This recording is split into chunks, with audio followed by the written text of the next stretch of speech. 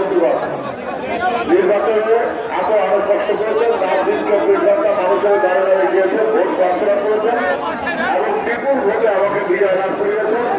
এই জন্য আমি আপনাদেরকে কৃতজ্ঞতা জানাই।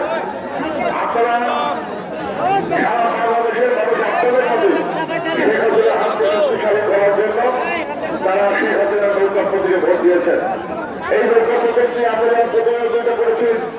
আজকে মহাদেবের পক্ষ থেকে 288টি আসন আমরা পেয়েছি। এরপরে আওয়ামী লীগের 266টি আসন আমরা পেয়েছি।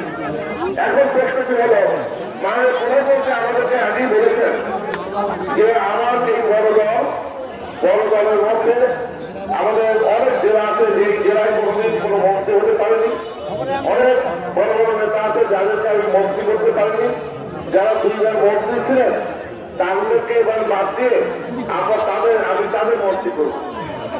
আমরা যারা আমাদের কাছে এই কথাগুলো বলেছেন আমরা সায় দিয়েছি। আমি মনে করি মাননীয় প্রধানমন্ত্রী একজন বিচক্ষণ মানুষ, উনি কিন্তু আমাদের বাদ দেয়নি। আমাদেরকে যে কথাটা বলেছেন সেটি হলো মূল্যায়ন আপনাদের করা হবে। আমি বিশ্বাস করি হয়তো আরো ভালো জায়গায় তিনি আমাকে বা আমাদের ব্যবস্থা করবেন, সেটাও আমরা বিশ্বাস করি।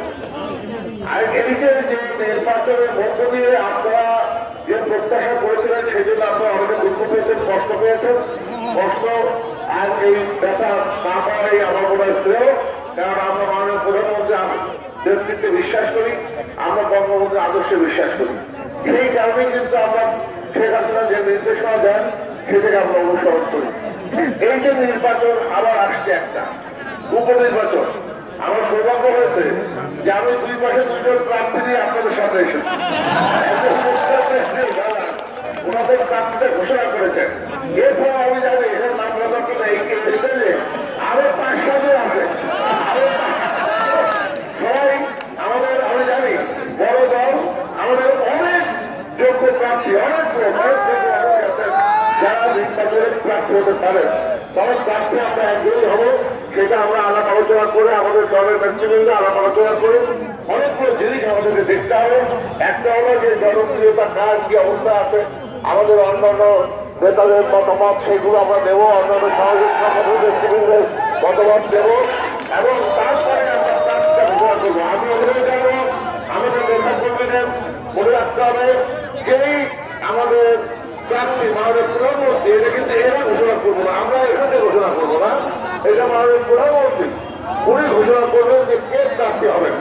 ওইখান থেকে যাকে ঘোষণা দেওয়া হবে আমি বিশ্বাস করি, আমি অনেকের সঙ্গে কথা বলেছি যারা প্রার্থী হতে দিয়েছেন, আমি প্রায় সকলের সঙ্গে কথা বলেছি।